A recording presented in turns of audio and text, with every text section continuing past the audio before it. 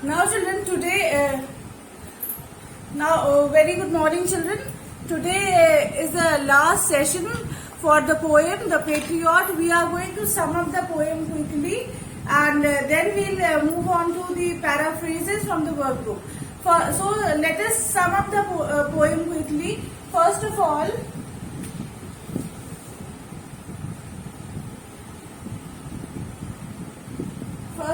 children, let us quickly revise from first stanza to last stanza what has happened in the poem.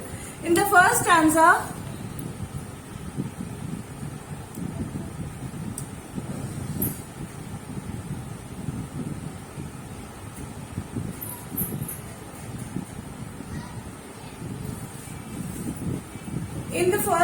children, we saw how the patriot was welcomed. We saw the welcoming of the patriot. Welcoming of the patriot. Now, from where the patriot was coming? The patriot was coming from some victory that he had attained, and he was receiving a grand welcome from the people of his place, where people were hurling flowers at him, and they were not only hurling rose flowers, they were hurling you can say myrtle flowers, which are the flowers which have very sweet fragrance in them. They were hurling those flowers also at him, and the houses of the city in which he has entered, they were fully covered with people. There was not an inch left for others to stand. All the people were standing there, and they were welcoming the patriot. They were welcoming the patriot because according to them, he was a national hero, and he was receiving a befitting welcome from their side. In the second stanza, we see that the patriot urges from the people who were welcoming him to give him sun from the yonder skies. That is, patriot urges them to make him immortal. Patriot urges them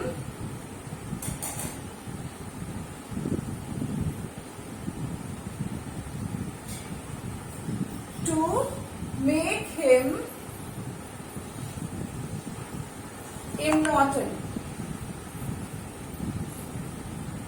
Immortal means, according to the patriot, the glorification that he was receiving at present from the people, it was short-lived, and he knew that after some times people will forget whatever he has done now. For whatever they are praising him, they are shouting in his name, people will forget it after some time, and after some time, if they make him immortal, then only he will be remembered after some time also. That is, he will be remembered for longer period of time. Children, this shows over here that the poet, that is Robert Browning, believed in the heroics in the eyes of God.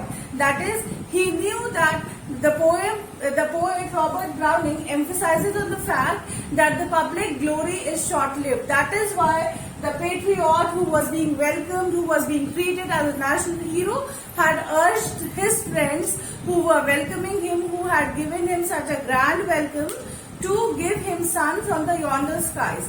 In the second stanza itself, we have seen that the friends from whom the patriot had asked for immortality, they said that if they give him sun, that is, the sun is a symbol of immortality over here. If they give him sun, after giving him sun, what will be his demand? They might not be able to meet his next demand. In the third stanza, we see that the speaker feels sorry that he had actually asked people for the sun, for something for which he might be remembered for longer period of time, because according to speaker, it was his mistake, and he knew that people will never ever give him anything like that. And it is a proven fact. History has proven, children, that nothing remains immortal in this world. In eyes of people, no one is immortal. No human being has ever been immortal. Ultimately, there is an end to one's glory, and every other day we have a new hero coming up. That is why the patriot said that it was his mistake that he actually asked for his son. He actually asked people to make him immortal. Then in the fourth stanza, children, we have read that in the third stanza, patriot feels sorry. Patriot feels sorry for placing unrealistic demand.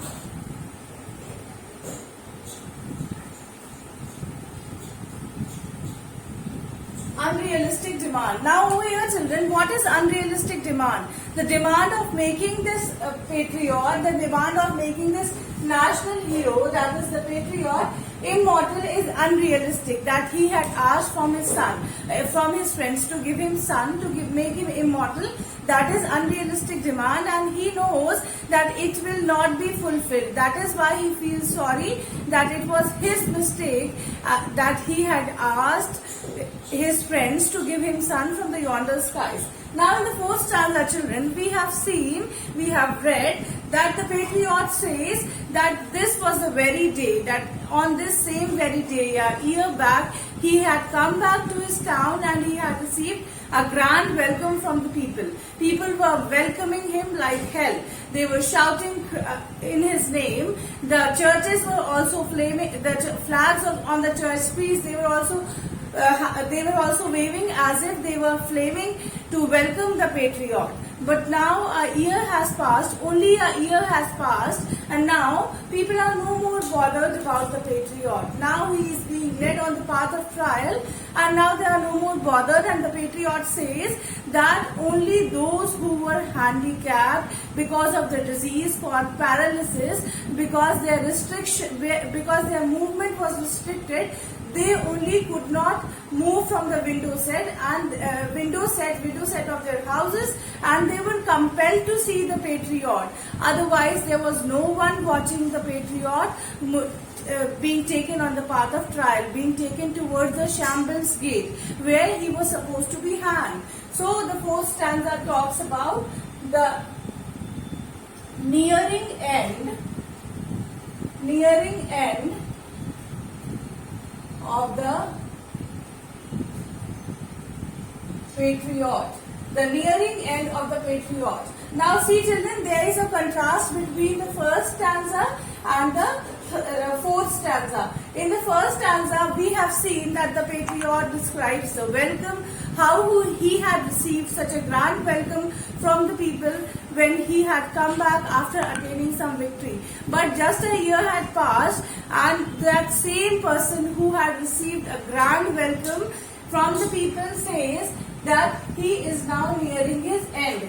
Nearing his end means he is now about to be hanged. Now people are no more perceiving him as a patriot. Now he is being perceived as a criminal by the people of his place. That is the contrast that is drawn between first stanza and fourth stanza. Here the patriot says that he is being taken to Shambles Gate, where people have gathered to watch him being convicted, watch him being hanged, and they are no more worried that he was the one who was being once celebrated as a national hero a year back. And this is how the poet Robert Browning draws comparison between public glory and between glorification in the eyes of God. Public glory, this proves that it is very short-lived.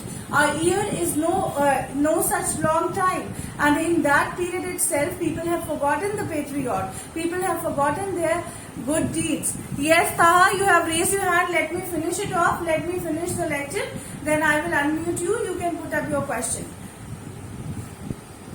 Put your hand down, Taha. Put your hand down. Don't wave your hand. Now, in the fifth stanza, we have read that the patriot says that he was being taken on the path where it was raining, and people were not at all bothered that it was raining, and he was taken in that raining path itself.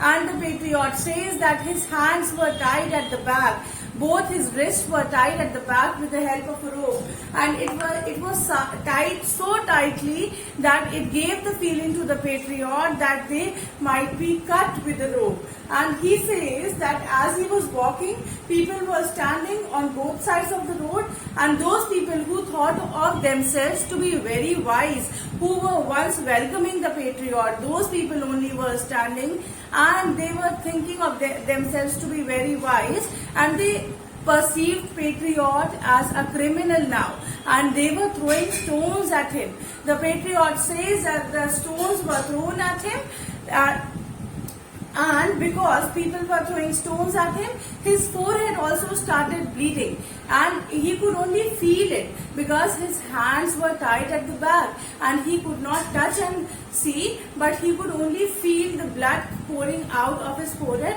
and moving towards his other part of the body.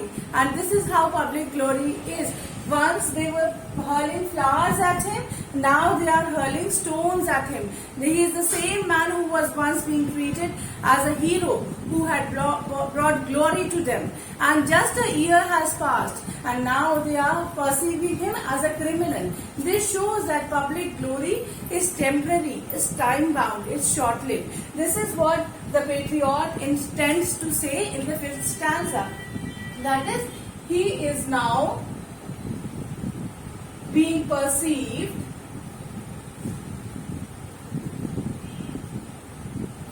as a criminal. He is now being perceived as a criminal. Now, children, in the last stanza, that is the most, you can say, appropriate, befitting or appropriate or proper ending the poet has given to the poem.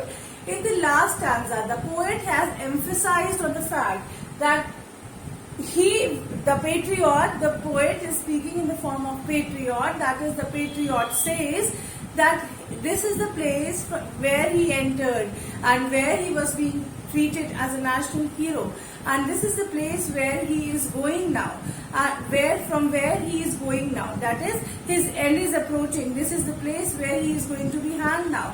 But the patriot says that he feels very much safe. He feels safe because he thinks that now, since people of this world have not glorified him, and he says that he did everything what a man could do to achieve glorification in this world, but still he didn't achieve that glorification from the people of his place. Now he says that he is very much sure, he is very much confident that once he goes away from here, God will reward him, and his ultimate reward will be the one which he receives when he goes to God. When he goes to God, he knows that it is God who is going to be the ultimate rewarder of his deeds. Whatever good deed he has done on this earth, he knows that once he reaches heaven, the God, the Almighty, who controls everything, who watches everything, who knows whatever is going on, is going to be the ultimate rewarder for the patriot. And this is where the poem ends, and it ends on a very positive, on a very optimistic note. The poet is hopeful that now once he leaves this place and he goes to heaven, he will be in safer hands. Safer hands means God will protect him, God will reward him for whatever good deed he did on this earth.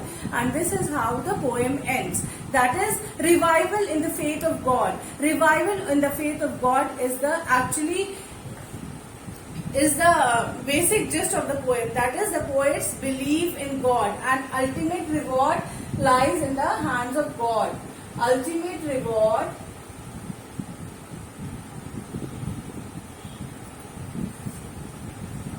lies in the hands of God. The poet in the end wants to convey that we should not actually strive to achieve glory in the eyes of people. Instead, we should always try to achieve glory in the eyes of God, because ultimately He is the one who is the rewarder, who is the controller, and who is the creator. and that is where our complete satisfaction should lie. That is attaining reward, being good in the eyes of God instead of being good in the eyes of people, because people will glorify us for a specific period of time and they will always forget whatever good deeds we do, because it is a proven fact. History has proven it time and again. That is that we have a new national hero every day. It is not that a single person will remain immortal throughout the day. It is not like that. There is a single national hero, or there is the heroes in the eyes of public. They keep on changing, and even if you take examples from history, it will prove. Mahatma Gandhi, Mahendra Singh Dhoni, Sachin Tendulkar, all have been overshadowed by the upcoming heroes, by the new heroes. So nothing is glorification in the eyes of public is not immortal. Rather, we should strive to achieve glorification in the eyes of God. Okay.